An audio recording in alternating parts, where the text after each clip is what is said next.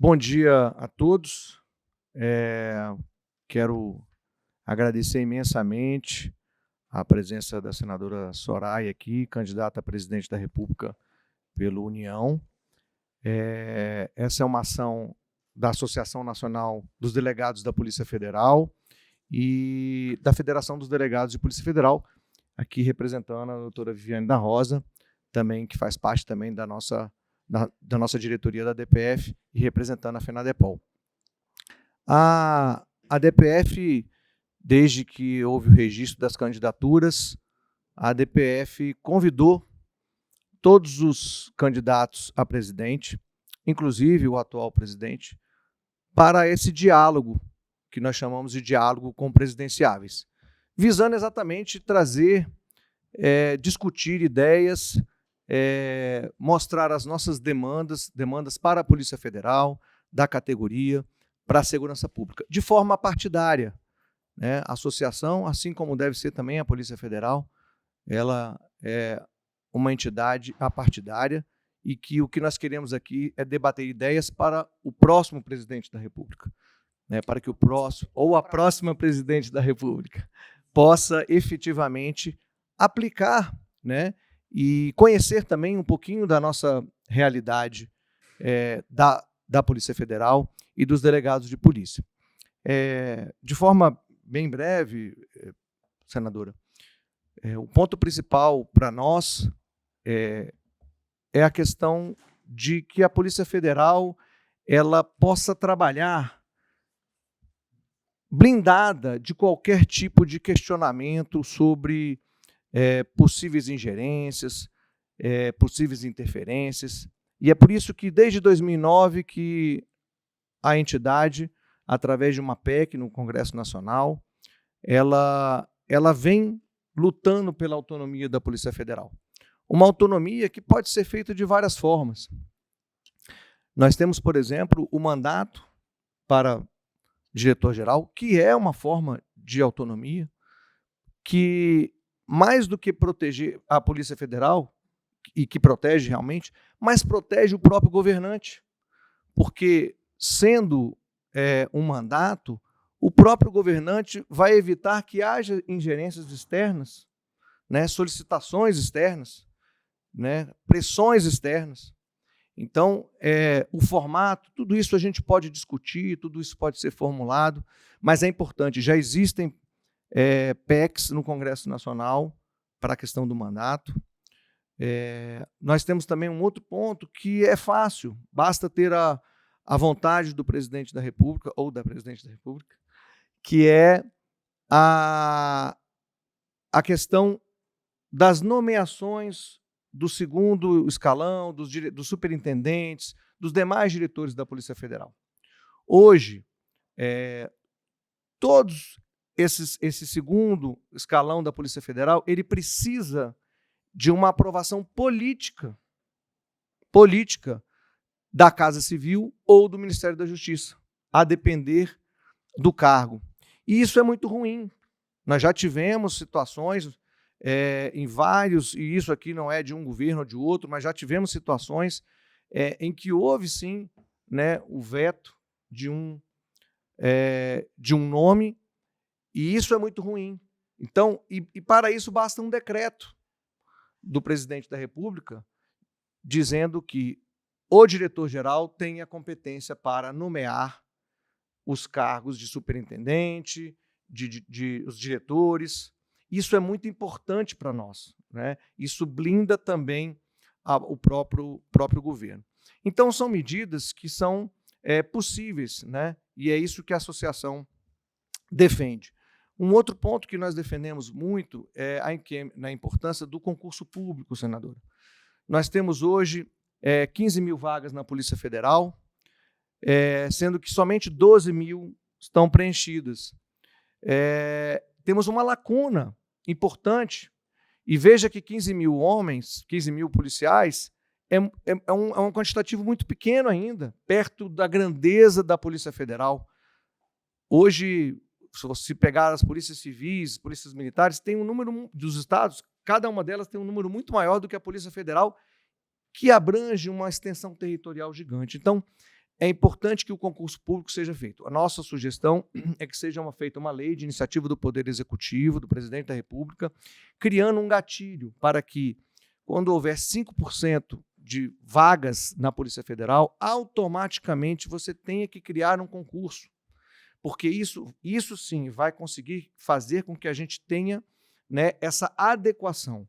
E quando eu falo de policiais federais, quando eu falo do trabalho da polícia, nós estamos falando em investimento e não em gasto.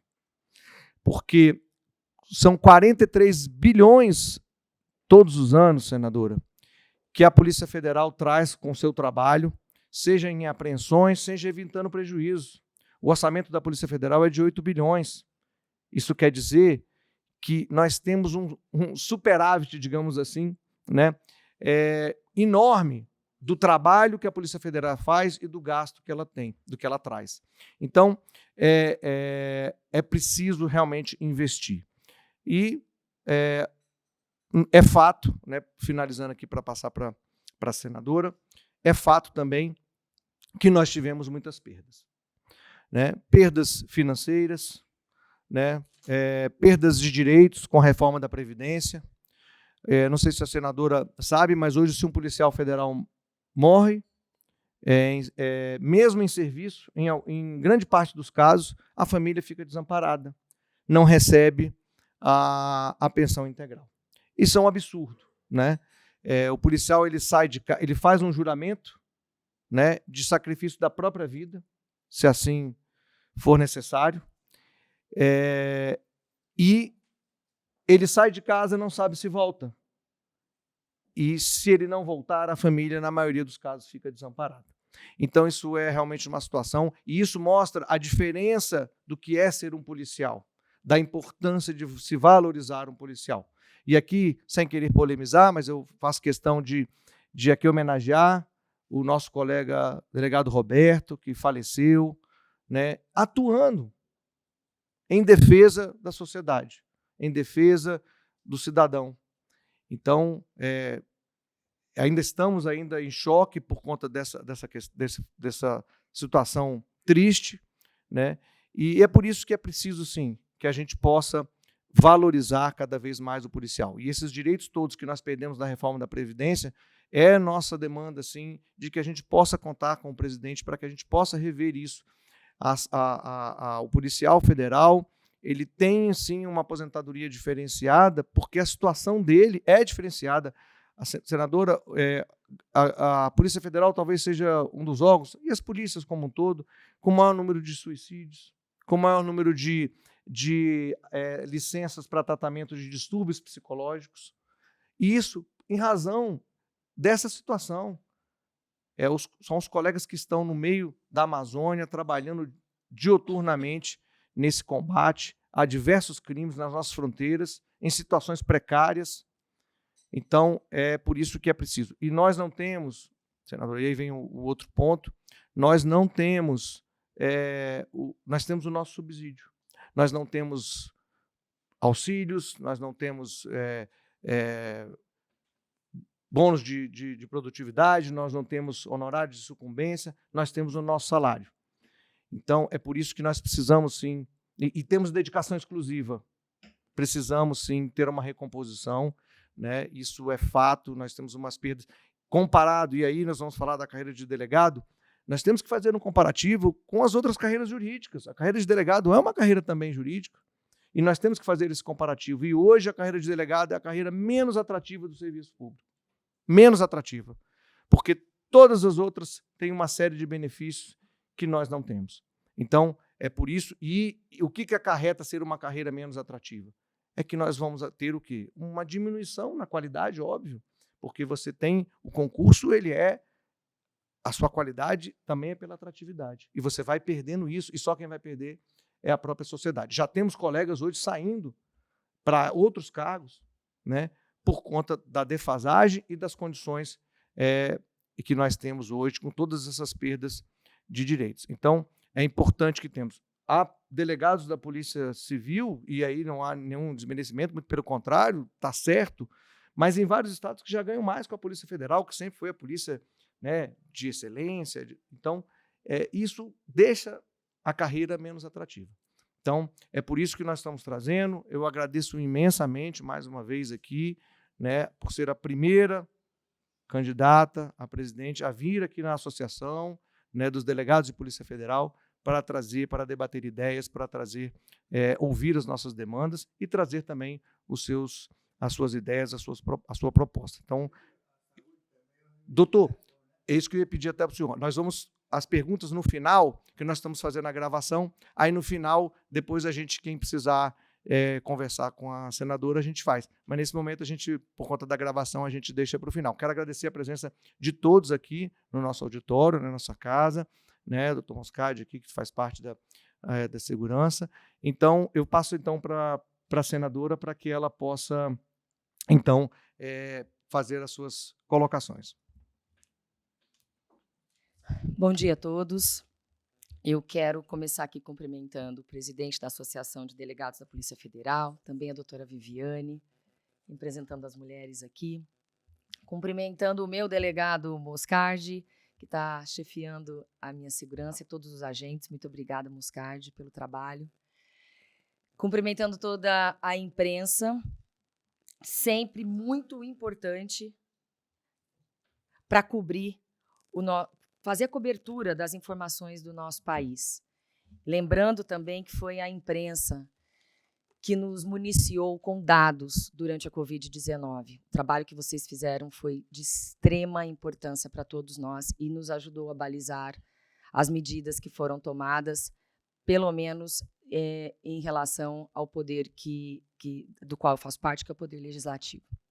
Cumprimentar também o superintendente da Polícia Federal do Mato Grosso do Sul, Dr. Chang, cumprimentar em nome dele todos os agentes e os delegados da Polícia Federal do Mato Grosso do Sul. E dizer que é uma honra estar aqui. Obrigada pelo convite, presidente. O convite para que a gente possa debater o Brasil. O convite para que a gente possa ter uma discussão madura sobre o nosso país. Não é momento de pensar em direita, em esquerda, em centro. Não é isso que vai trazer as melhorias que nós precisamos. Eu tenho dito, ultimamente, que aquilo que nos une como brasileiros é muito maior do que qualquer questão ideológica e periférica que possa nos desunir. Nós temos que sentar, todos nós brasileiros, como adultos, analisar o quadro atual do nosso país, analisar os números, e números não têm ideologia. Ciência não tem ideologia, ou não deveria ter.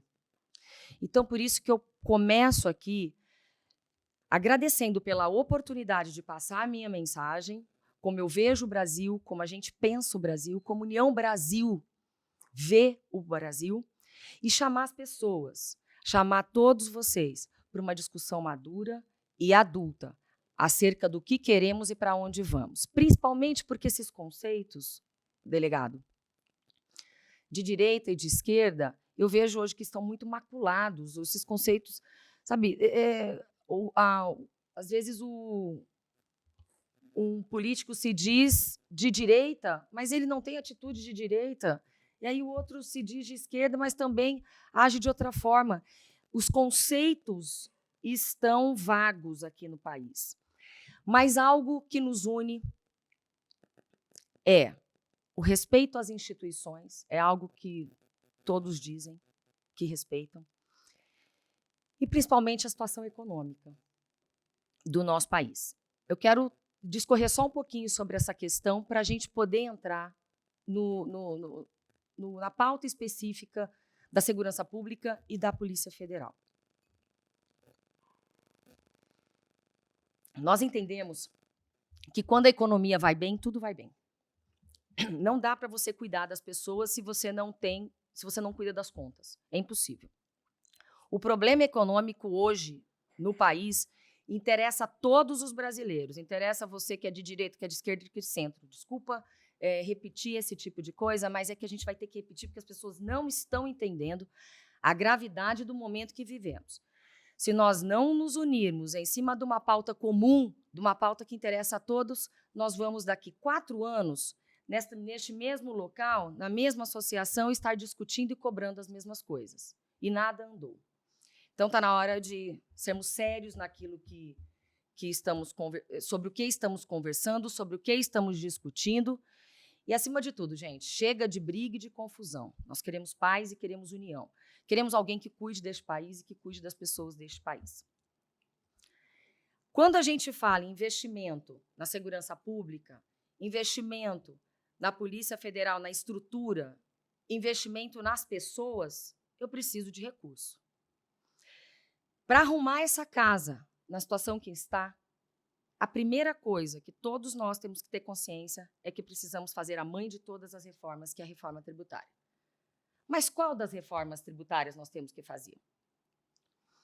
Nós temos uma reforma que vem sendo estudada e amadurecida ao longo de 30 anos. Todas as perguntas e as discussões já foram feitas e nós temos desafiado economistas do Brasil inteiro a discutir a nossa reforma, que é bastante simples. E a impressão que dá é que tudo que é muito simples parece que querem complicar, né?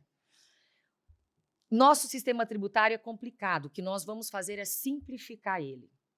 E a ideia é de fazer um imposto único a nível federal, justamente começando por respeitar o Pacto Federativo. Então, a princípio, nós iremos iniciar com a substituição de 11 tributos federais por um imposto só, com uma alíquota de 1,26%. A alíquota é essa que vai ser cobrada de forma digital no depósito e no saque. É sobre a movimentação financeira. Por quê? Porque a movimentação financeira é insonegável. Insonegável. É mais fácil da gente conseguir receber e dividir o custo do nosso país com todos os brasileiros, porque cerca de 30% da população sonega impostos. Nós conseguimos quase 100%, porque sempre tem um criativo na história, né? Mas não vai valer a pena você sonegar esse tipo de imposto com uma alíquota tão baixinha. Não vale a pena, não faz nem sentido. Então, com isso, nós vamos fazer o quê?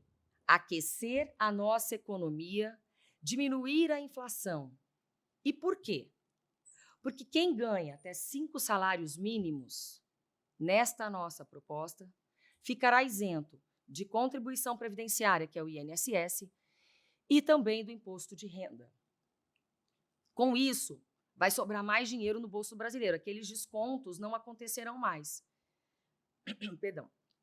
Vai ser um aumento, vai significar um aumento que os empresários não podem normalmente dar aos seus funcionários. Então, aí, só de quem ganha um salário mínimo, que sequer paga imposto de renda, mas tem o desconto de 8% do INSS, já vai ter 8% a mais no seu bolso.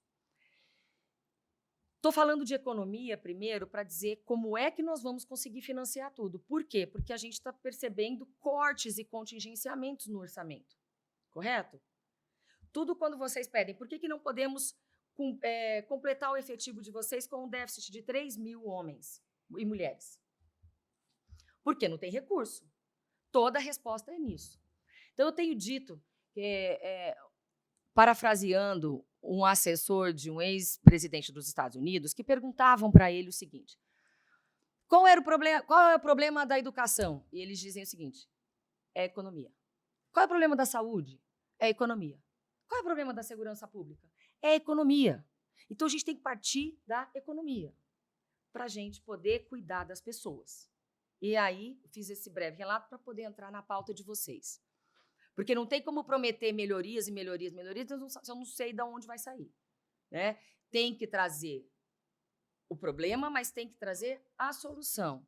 E eu tenho conversado e debatido, eu não tenho visto propostas concretas.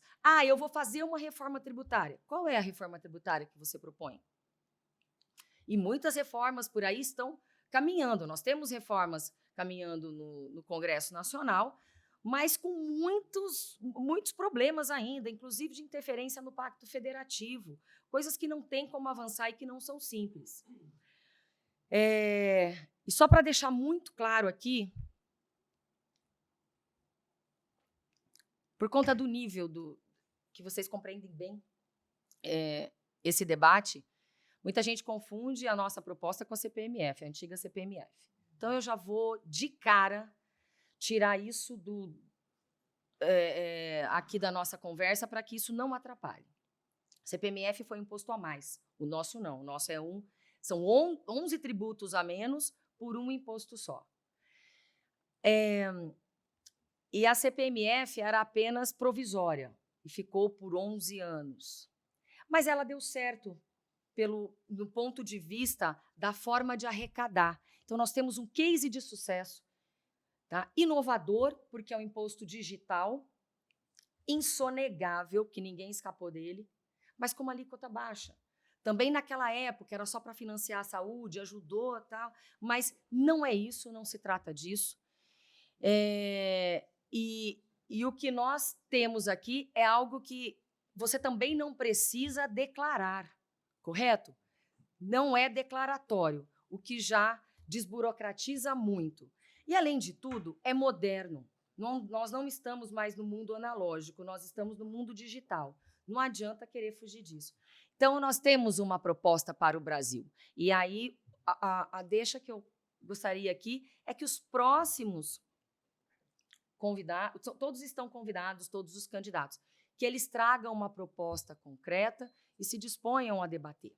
Enfim, sabendo como iremos aquecer a economia, e eu sou de humanas, tá? Sou da área de direito, sou advogada e tenho ao meu lado um homem de exatas, um homem dos números, que é o professor Marcos Cintra, o pai do Imposto Único Federal, que vem amadurecendo e fazendo contas sobre esta proposta há muito tempo, ajeitando, limpando, arrumando. Ele tem condições e passou 17 anos em Harvard. Tem o aval de Roberto Campos nessa proposta. É muito difícil alguém querer debater conosco, mas está aí o desafio, porque nós precisamos debater. Nós precisamos mostrar quem tem as melhores propostas. E agora entrando no campo da Polícia Federal. E aí eu quero conversar com todos vocês. Primeiro, do orgulho que nós brasileiros temos. O combate à corrupção é essencial no nosso país. Tem um estudo da London School of Economics que diz que todo o dinheiro público perdido, 14% é por conta de corrupção. O restante é de má gestão. Então, são problemas sérios. Nós temos que ter pessoas honestas e, ao mesmo tempo, capazes de tocar um país. Uma equipe que seja competente, que seja técnica. A questão da corrupção assola o nosso país e isso ocorre há muito tempo. Em 2018, desde 2013, vou voltar lá, desde 2013 eu comecei a me indignar demais, eu comecei a ficar extremamente incomodada com a situação do nosso país e comecei a reclamar. No seguinte sentido, eu sempre reclamei assim, ninguém faz nada, sabe, assim, indignada. Quando eu percebi que quem não fazia nada era eu só reclamava, sentada, na comodidade da rede social, naquele tempo Facebook, eu só sabia apontar e não fazia nada. E percebi que não adiantava esperar de absolutamente ninguém. E o meu jargão de campanha foi, eu saí da fila dos que reclamam e vim para a fila dos que fazem. E aqui eu estou novamente na fila dos que fazem e dos que entregam alguma coisa. E a minha tranquilidade em falar sobre qualquer tipo de assunto é que, primeiro, eu não tenho rabo preso. Segundo, eu tenho uma proposta. Eu tenho algo a oferecer. Então, eu estou muito tranquila nessa posição. A minha candidatura está aqui, de verdade, e a própria Polícia Federal está dizendo, estou dando bastante trabalho para eles, porque a gente está trabalhando muito.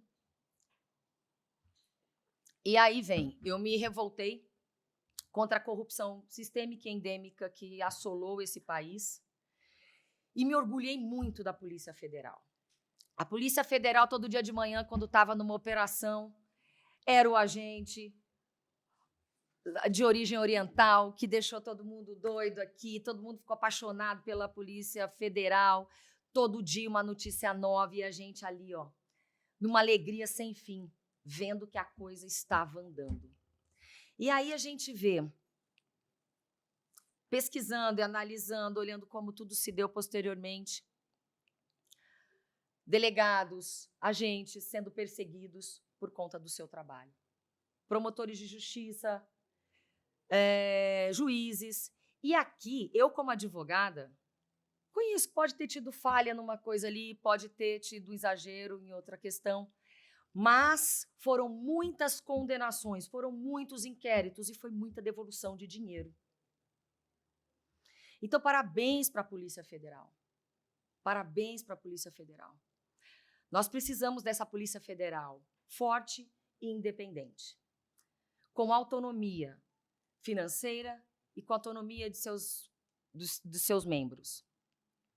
A primeira proposta que eu trago é da autonomia da Polícia Federal.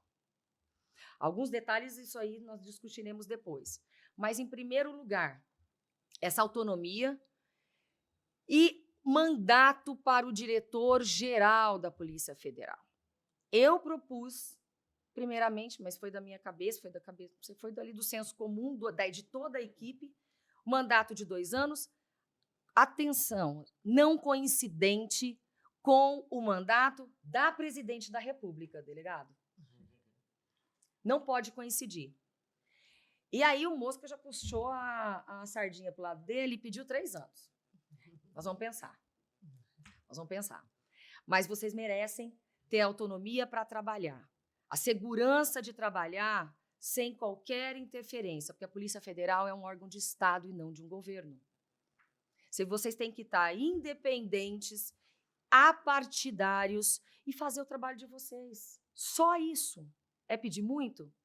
Para mim, não. Eu, Soraya, isso para mim é de uma tranquilidade, é de uma simplicidade muito grande. E daí a minha dificuldade de ver e de compreender a dificuldade que se coloca para essas questões. Não consigo entender. Mas, enfim, alguém vai ter que se explicar aqui, tá? Eu acho que vocês vão poder fazer essa pergunta o dia que os demais candidatos vierem. E aí vocês me disseram também que em 2018 fizeram essa rodada com os candidatos. Eu gostaria que vocês fizessem o antes e o depois, para conseguirem colocar para a sociedade. Vocês sabem como é que foi o antes e depois, mas a sociedade brasileira não sabe. Qual foi a promessa do candidato e qual foi a resposta dada. Eu, como cidadã brasileira, quero saber. Eu vou cobrar do senhor, posso? Tá. Vou assistir sua live, tá? Vou assistir. Então, parte daí, da gente discutir um país sério, sem ideologia. Questões que são do dia a dia de vocês. Parte do que o senhor tocou nesse assunto, parte dos valores arrecadados nas operações da Polícia Federal devem ser destinados diretamente aos cofres da Polícia Federal, para investimento em infraestrutura, saúde psicológica do policial e de sua família, equipamentos de inteligência e um programa de meritocracia interno, onde todas as carreiras da Polícia Federal devam ser valorizadas de acordo com a sua produtividade individual. E não é só na Polícia Federal, é em todos os lugares que a gente vê. Na Polícia Civil, eu estive na DEFURV, um tempo atrás, DEFURV, a delegacia da Polícia Civil lá de Campo Grande, e eu estive com agentes que choraram, dizendo que os índices são altíssimos de suicídio e de separação. Separação. A saúde mental do policial, do agente, da segurança pública do país está no sinal de alerta. Precisa ter um investimento sério e não simplesmente para inglês ver. Tá? Tem muita coisa para inglês ver nesse país. E isso é muito perigoso. Por quê? Fala-se muito em autodefesa, armar a população. Mas por que estão querendo armar a população? Para autodefesa. Mas por que o cidadão brasileiro, então, dentro dessa proposta, não se sente seguro na sociedade? Porque a sua segurança pública está fraca. Então, isso para mim, eu voto, eu sou a favor da autodefesa e tenho projeto de lei que permite que mulheres, a gente sair de um limbo legislativo, dessa questão de utilização de armas não letais. Isso é importante para a autodefesa, para permitir que você tenha tempo de procurar ajuda policial. Mas aí, quando você fica defendendo que o cidadão precisa se defender, cadê a sua segurança?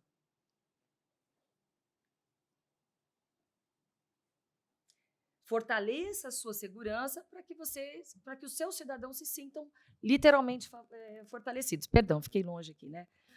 Então, isso é muito importante deixar destacado aqui, dessa incongruência dentro dos discursos.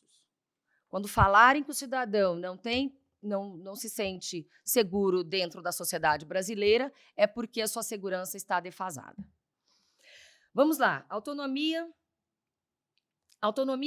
administrativa, financeira e investigativa do órgão, de maneira a não deixar de corrigir o salário dos policiais, seguindo o índice oficial de inflação. E a justificativa é simples. Uma polícia honesta, independente, precisa ganhar bem, principalmente porque tem que ter exclusividade. Alguns ramos, alguns cargos, a questão dos defensores públicos, eles têm um honorário de sucumbência a mais, algumas carreiras podem advogar. Eu, como senadora, sou advogada também, e eu posso advogar na área privada. Eu continuo com a minha profissão, continuo com o meu trabalho. Então, uma polícia honesta precisa ganhar bem, uma polícia digna precisa ter um bom salário, para ser uma referência de combate à corrupção no nosso país. Esmagar o salário dos policiais e deixar um ponto vulnerável exatamente para aqueles que combatem as maiores organizações criminosas do país.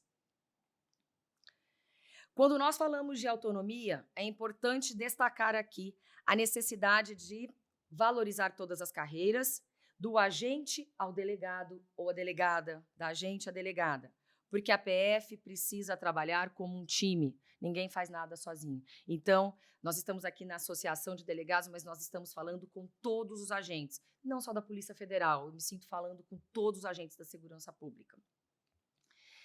E aí, destacar um ponto aqui, eu sou do Mato Grosso do Sul, da área de fronteira, a maior fronteira permeável do nosso país. Por onde entram... Se alguma polícia vai brigar quem apreende mais ou não, aí o problema é de vocês. Mas uma briga com a outra, mas de uma forma ou de outra, é pelo Mato Grosso do Sul que entram 60% das drogas do país e 40% de armas. Afora descaminho, contrabando e tudo isso. E aí, quando você deixa o policial vulnerável economicamente, que é da onde tudo começa, aí nós estamos correndo um risco muito grande. Por quê? Além de tudo, nós temos uma inflação absurda, o custo de vida aqui no nosso país é enorme, os policiais saem de casa, não sabem se vão voltar vivos, e aí você deixa aquela pessoa vulnerável economicamente, e a gente sabe o que pode acontecer. Temos que revisar a pensão por morte, tá? Daqueles que falecem em missão, para que ela seja integral. A única profissão que se morre trabalhando efetivamente é a da polícia. É justo que a família receba o salário integral. E nós não sabemos exatamente o impacto disso ainda, mas eu já pedi para a equipe econômica analisar. Não consigo dar dados precisos para vocês, principalmente porque, vou pôr um parênteses aqui, dados oficiais neste país são difíceis de se obter. Dados integrados, eu não consigo obter dados integrados. A gente tem assim, a PRF, ontem estive, um abraço para o nosso superintendente da Polícia Rodoviária Federal do Mato Grosso do Sul, Luiz Alexandre, que me visitou ontem.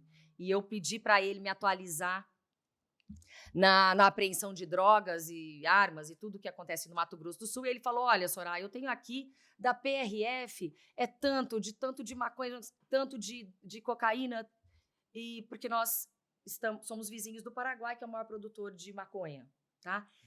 Mas a gente não consegue ter dados integrados, uma dificuldade de se obter tudo isso, principalmente no orçamento, tá? Mas o que a gente tem por alto e de forma superficial é que o impacto não é tão grande assim. Vamos lá. Deixa eu me colocar aqui. Tá. Eu fiquei sabendo também, um passarinho me assoprou. Esse aí já, o impacto aí já piora o negócio para mim. Sabe por quê? Porque nós já estamos dando isenção, e eu quero avisar aqui, isenção de imposto de renda para todas as pessoas que ganham até 5 salários mínimos, até R$ 6.060. Mas nós conseguimos estender isso para todos os professores da rede pública e privada do nosso país. O impacto é baixo e eu já estou dando um número para que ninguém venha me refutar. É para os professores do país inteiro, do ensino fundamental até pós-graduado, de 10 bilhões por ano. É pouco, tá? Mas aí um passarinho me assoprou, ou uma mosca me assoprou, melhor, que existe um projeto de lei de isenção de imposto de renda para policiais, tá? E ele já foi aprovado na CCJ.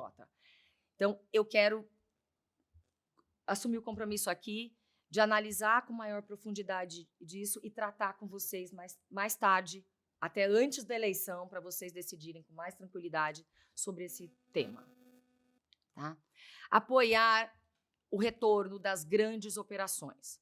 Hoje a gente vê o governo federal exaltando praticamente diariamente o número de apreensão de drogas. Aprendemos tanto, nunca o país apreendeu tantas drogas. E o que eu quero perguntar para o governo? Eu quero saber do combate à corrupção também. Quero sim que apreendam drogas, armas, tudo, mas eu quero notícias de operações do combate ao crime de colarinho branco. Eu, como cidadã, antes de senadora e antes de candidata, eu exijo transparência em absolutamente tudo neste país. E a Polícia Federal é primordial para que tenhamos seriedade na coisa pública e deixar o Brasil andar, deixar o Brasil trabalhar. Então, não abro mão disso, delegado. Vocês fizeram um excelente trabalho nos outros governos e eu vejo isso muito mitigado, com todo respeito. E eu não estou entrando em questões partidárias, porque combate à corrupção e apoio ao trabalho de vocês não é questão partidária, não é questão de governo, é questão de Estado. E mais, quando a gente fala em autonomia da Polícia Federal, vão dizer o seguinte, quem que vai cuidar da Polícia Federal? Né? Quem vai controlar? A ideia que nós conversamos aqui nos bastidores foi de criar, dependendo da situação, a gente vai discutir depois, mas a criação de um conselho, como é o caso do CNMP, como é o caso do CNJ. Mas, acima de tudo, nós temos o Ministério Público, nós temos a CGU, nós temos o TCU, nós temos órgãos de controle para cuidar de órgãos que têm autonomia. Isso não é novidade, isso é simples de se fazer. Mas podemos discutir uma questão de um conselho? Claro que sim. E não podemos nos esquecer da FENAPEF, que é o Sindicato dos Agentes. Tá? Queremos sentar com os agentes, queremos discutir a autonomia e quais são as dúvidas deles em relação a essas propostas. Então, eu estou aqui com os delegados, mas eu peço a vocês que façam essa intermediação, porque eu quero ouvir os agentes também. Eu faço questão. E peço que os agentes convidem os demais candidatos. Por quê? Porque o medo que existe dentro da corporação é que eles percam direitos, justamente por acharem que vão ser controlados pelos delegados. Vamos falar o português claro aqui, né? Então, o que eu quero? Tirar esse temor deles, construir com eles e com vocês uma solução. E lembrando que nós temos que trabalhar como um time. né? Não tem como vocês trabalharem sem o braço dos agentes. Eu não sei qual era o meu tempo de fala, tá? Mas vamos lá. Trabalho de equipe, né? Trabalho de equipe, delegada. Polícia trabalha em equipe. Exaltar o meu trabalho com as mulheres das nossas forças de segurança, em geral. Eu vejo que as delegadas sofrem muito com armas grandes, pesadas, antigas, obsoletas e tal. E eu tenho mandado muitos recursos para a segurança pública. A segurança pública do Mato Grosso do Sul me conhece, sabe que eu sou parceira, que eu estou ali direto. Não tem um ano que eu não indiquei emendas. E aqui eu quero, aproveitar o ensejo para dizer que nenhuma emenda minha indicada desde 2019 foi secreta. Todas elas foram transparentes e a primeira coisa que eu faço quando eu consigo uma emenda para o meu estado, cumprindo a minha obrigação de parlamentar e de levar recurso para a minha origem, é a de avisar nas redes sociais. Aí eu aviso, olá, Campo Grande, estou mandando aí para a Polícia Civil, para a Guarda Municipal, que eu já fiz isso, recurso para as demandas que eles precisam. A primeira coisa que eu faço é avisar o setor ou avisar o município. E em março, se eu não me engano, a ministra Rosa Weber, do Supremo Tribunal Federal,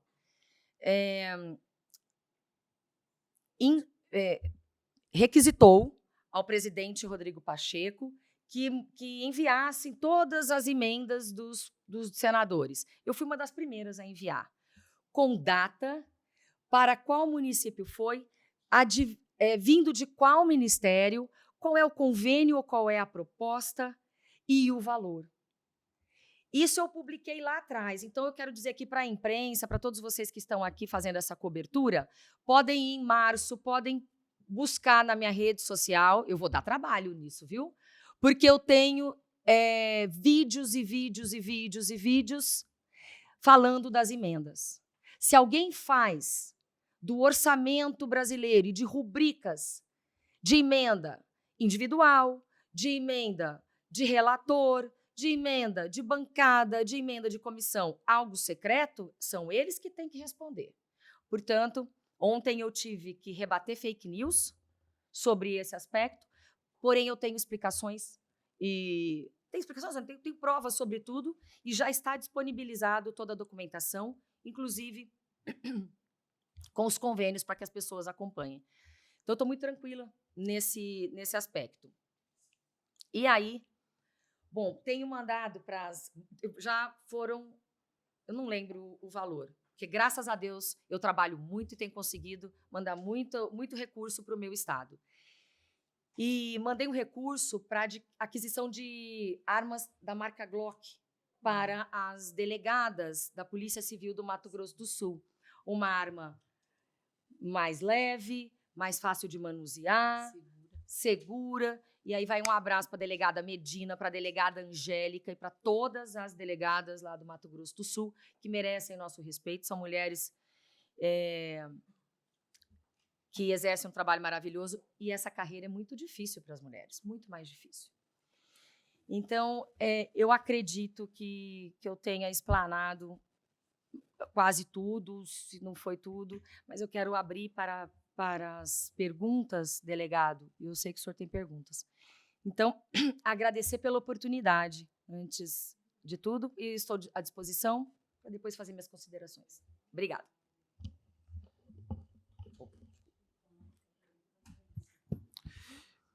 Eu vou até fazer o inverso, senadora. Eu vou fazer a gente fazer as considerações e depois a gente conversa, né, tira algumas dúvidas aqui.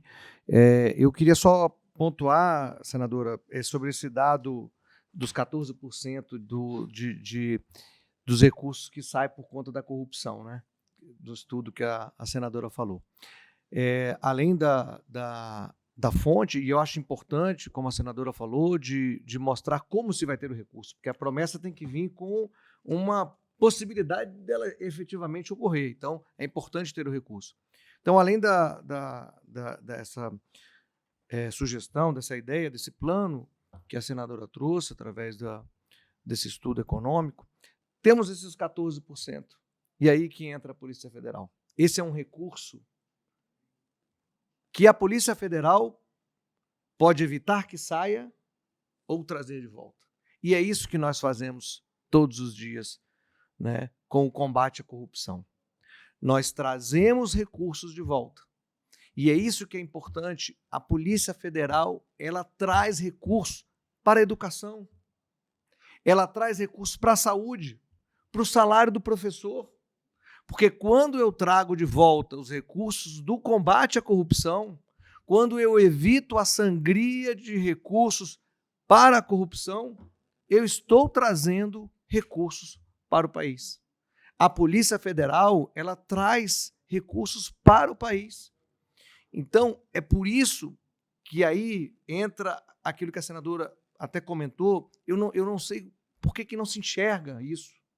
Por que isso não é fácil?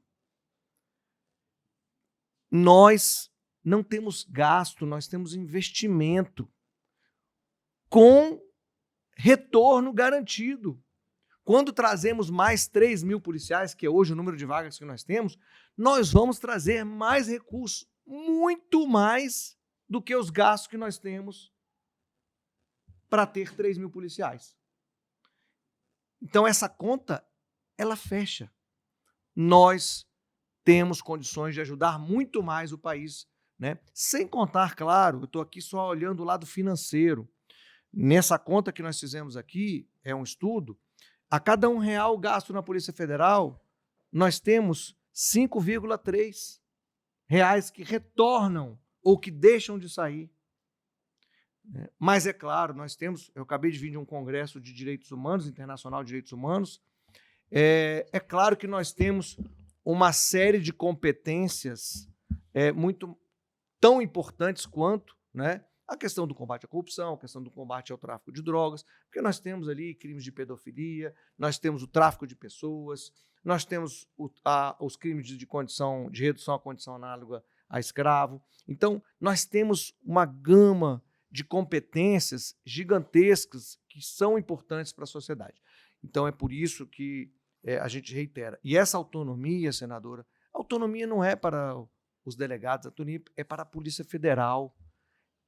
A senadora falou perfeito, nós somos uma equipe, nós temos que trabalhar como equipe. Então é preciso valorizar, sim, todos os cargos, né? E eu tenho certeza que a autonomia vai permitir isso, porque nós vamos ter exatamente a autonomia necessária para criar condições disso, sem ter os contingenciamentos que nós temos hoje, né? Sem atrapalhar a emissão de passaporte por conta de contingenciamento. Então, tudo isso é importante, né? Então, eu quero, da nossa parte aqui, passar para a senadora, mas agradecer, né? Um outro pedido, senadora, que é importante que a gente olhe com carinho, é a questão da reforma do Código de Processo Penal, né? É importante, também já está há muito tempo, tem sido feito um trabalho muito importante atualmente, né? Não sei se isso vai ser votado ainda esse ano, mas se ficar para o próximo ano, então, ainda mais a importância desse nosso debate aqui, mas é importante que o Código de Processo Penal seja um código célere, crie mais condições para a persecução penal, porque o que acontece hoje muito é que, especialmente os grandes grupos financeiros, etc., eles conseguem, através de brechas processuais, fazer com que esse processo não ande, prescreva, né? Então, é muito ruim você ter o crime e não conseguir a punição. É uma frustração, nosso colega está aqui, sabe, de quantas vezes nós prendemos e depois lá no final há uma prescrição do crime, né? Isso é muito frustrante, né? Então, é importante que nós tenhamos, sim, uma reforma do Código de Processo Penal para robustecer, valorizar o inquérito policial e a defesa, né? Através dos advogados, é importante que tenha, né, essa valorização, mas a gente tem que ter, né, de fato, uma mudança no Código de Processo Penal. Então, essas são as considerações. Eu passar para a doutora Viviane também para para uma palavra, né? Mas desde já eu agradeço imensamente. Nós temos aqui o Dr. Getúlio, que é um dos ícones da Polícia Federal na questão do combate ao crime organizado, foi diretor de combate ao crime organizado, nosso professor, né? Professor de todos, e então sabe da importância do que é o trabalho da Polícia Federal para o país. Né? Então, também é membro da nossa diretoria, né, da associação, então eu fico muito feliz pela presença aqui. Doutora Viviane, por favor. Bom, eu quero agradecer imensamente a sua participação, dizer que foi uma surpresa para mim o seu posicionamento tão contundente, tão incisivo e que demonstra realmente um conhecimento dos problemas que nós temos no Brasil com a segurança pública. Dizer que eu fico muito feliz na sua explanação sobre a necessidade de autonomia da Polícia Federal, que é como o doutor Leiro falou, a autonomia não é para o delegado, é para a instituição, para que a instituição continue fazendo um trabalho de excelência como ela já vem fazendo. Autonomia que nós precisamos para poder combater essa corrupção que é endêmica nesse país. Parece mentira, mas vai e vem, as coisas mudam, os governantes, e ainda temos problemas sérios nesse sentido. E eu achei importante a senhora ter esse conhecimento de que realmente a corrupção, o combate à corrupção é apartidário. Qualquer presidente, qualquer dirigente deste país precisa ter essa noção de que a corrupção, por ser realmente uma coisa endêmica, ela tem que ser combatida por qualquer dirigente. Então, me alivia muito saber que a senhora tem esse conhecimento inserido realmente. E que a segurança pública é dever de Estado. Né? Então, quer dizer, como a senhora falou, as armas, né? A necessidade do cidadão cada vez mais para se sentir seguro, ele tem que estar armado. Se a segurança pública é dever de Estado, as instituições que tratam da segurança pública deveriam ter condições efetivas de dar essa segurança para o público, para o usuário. Então, eu lhe agradeço muito a sua defesa às mulheres, né? A sua preocupação com as armas pesadas que as mulheres... Mas a gente é forte, a gente consegue. E dizer... Mas pode ter um pouco mais de conforto, merece, claro que né? sim, o colete também, Claro. o colete, né, também é importante. Mas, enfim, então dizer que eu lhe agradeço muito a sua posição e, principalmente, o seu preparo para assumir um cargo tão importante como esse de presidente da República. Lhe desejo muita sorte e, mais uma vez, o meu agradecimento à senhora por tudo. Senadora, e para finalizar, antes de passar para a senadora aqui, eu gostaria de entregar, né, a nossa carta de intenções aqui, né, que conta um pouco de tudo que a gente aqui, né, explanou, outras questões que são relativas mais peculiares com relação à nossa profissão, né, que nós temos aqui, adicional de fronteira, para fixar o policial na fronteira, que nós temos essa dificuldade muito grande hoje de fixar aquele policial naquele local. Então, existem setores hoje, existem cidades hoje que não possuem No isso. Estado. É. Essa demanda é muito Isso. E existem presente policiais... no meu estado. Existem Botaporã, Dourados. existem cidades que não Corumbá. têm, né? As que têm um valor muito pequeno. Então, enfim, são questões que a gente coloca aqui e deixa, né, para contribuir, porque essa é a intenção também dessa maior, na verdade, é de contribuir para que o próximo presidente ou a próxima presidente da República possa efetivamente ter conhecimento, porque é claro que a gente não é dono da verdade, mas a gente quer que haja esse conhecimento das demandas e das necessidades, o que entendemos para a Polícia Federal, né, para os próximos 4 anos. Então, segue aqui, obrigado, né, e fica aqui a nossa... Tendo em vista que a senhora pediu que participar, visando até, eu acredito, fortalecer a sua tese do imposto único, nós gostaríamos que a senhora esclarecesse por que há uma corrente contrária a esse imposto único, quais os argumentos que eles têm emitido que a senhora acha que era pertinente a senhora argumentar sobre eles, argumentos contrários. Tá ligado? Como é o nome do delegado? Como é o nome dele? Doutor? Cardoso. Doutor Dauli. Ô, doutor Dauli, obrigada, muito obrigada. Olha, se tem alguém contra a nossa proposta do Imposto Único Federal e com argumentos, esse alguém ainda não apareceu. Eu vejo argumentos assim isolados, geralmente em relação à CPMF, que eu esclareci muito bem. Já convidei pessoas, convidei os economistas. Então, os argumentos não são sólidos o suficiente para vir até nós. Então, eu digo para o senhor, não chegaram. Então, é assim, é genérico, tem argumentos contra, tem gente contra. Não, não tem. Não tem. Roberto Campos avalizou, muitos economistas avalizam. O próprio... Meu Deus, me deu um branco. Foi candidato à presidência da República. Afif também. Não sei se ele mudou de opinião, não, mas o Afif Domingos também avaliza. São pessoas que entendem de economia, que entendem de números. E a única coisa que eu tenho para dizer para o senhor é que não vieram. Tá? E perguntam também, por que não passou até hoje? Mas, na verdade, nenhuma reforma tributária passou até hoje. E o que eu entendo, não houve empenho.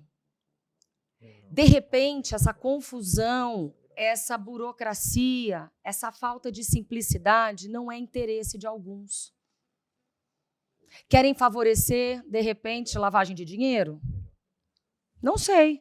Por quê? Porque o Imposto Único Federal tem o poder de coibir todo esse tipo de coisa, sonegação, lavagem de dinheiro, até mesmo é um imposto que não olha nem o dinheiro, é de todo o dinheiro que circula. Então, não apareceu. E não é porque ela não passou, é porque nenhuma passou. Não houve empenho do governo, de nenhum governo até agora, porque o governo, quando ele quer, ele senta, discute, sem trocas, viu? Tem muita gente boa dentro do Congresso Nacional, gente séria, que quer fazer alguma coisa. A gente nunca pode generalizar. Tem muita gente bacana, senadores ávidos por uma proposta, por uma discussão, mas isso parece que não é a pauta principal do país. Para mim e para nós do União Brasil, é a pauta principal justamente porque nós entendemos, e eu vou repetir, quando a economia vai bem, tudo vai bem. Não tem como eu cuidar das pessoas se eu não cuidar das contas. Simples assim, só que parece que o simples está muito difícil. Então, não sei se eu respondi ao senhor, mas se o senhor tiver dúvidas sobre isso e pontos específicos para que a gente responda, concretamente, eu estou à disposição. Eu vou pedir para a senadora para a gente fazer o encerramento e também só pedir para os jornalistas que, após o encerramento, né, se a senadora tiver tempo, aí na sua agenda ela vai estar à disposição aqui, a gente vai encerrar aqui a nossa mesa, mas aí fica a critério da agenda da senadora, que eu sei que são muitos compromissos, né? Então vai depender da senadora. Senadora, e só para finalizar aqui, em agradecimento à sua presença aqui, vim trazer aqui um brinde da nossa associação e da Federação dos Delegados da Polícia Federal, né? Você vai ficar motorizado. Adorei. Ai, que lindo, gente. Aí, ó, que lindo. Adorei. Maravilha. Muito obrigada. Senadora, por favor. Bom, quero deixar aqui o pedido de falar com os agentes também, tá? Eu quero escutá-los, eu quero escutar todos os setores e discutir com todo mundo. Conversar com todo mundo, me colocar à disposição para a gente debater e para que todos nós, brasileiros, possamos nos focar naquilo que mais importa, que é a nossa vida. Briga, discussão, fake news, tem muita coisa acontecendo para distrair os brasileiros. Eu estou vacinada contra mentiras e fake news, completamente vacinada, mas os brasileiros não estão. Isso me preocupa. Estão nos distraindo. Eu não vou permitir que me distraiam. E também, quem eu puder acordar, eu vou acordar. Eu estou aqui para isso. Por isso que eu vou conversar com os jornalistas, por isso que, para eles, eu sempre tenho tempo. Sempre. E é a forma de eu me comunicar com eficiência e eu sei da relação que eu estou tendo com a mídia, da imparcialidade que eu tem que partir de mim, que eu imponho como cidadã, no bom sentido, do respeito mútuo que eu espero, porque do jeito que eu respeito, eu espero ser respeitada.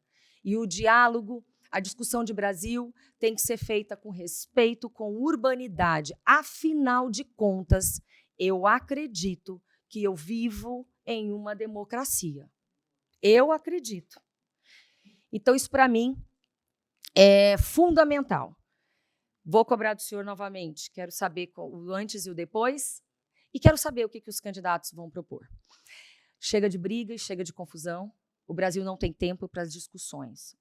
Vocês que estão aí me assistindo, vocês aqui, vocês estão correndo atrás do trabalho de vocês, da gente se virar, o povo está sem comer, o povo está revirando lixo para ter o que comer. Ninguém tem tempo para brigar. Eu não tenho tempo para brigar, eu tenho tempo para trabalhar.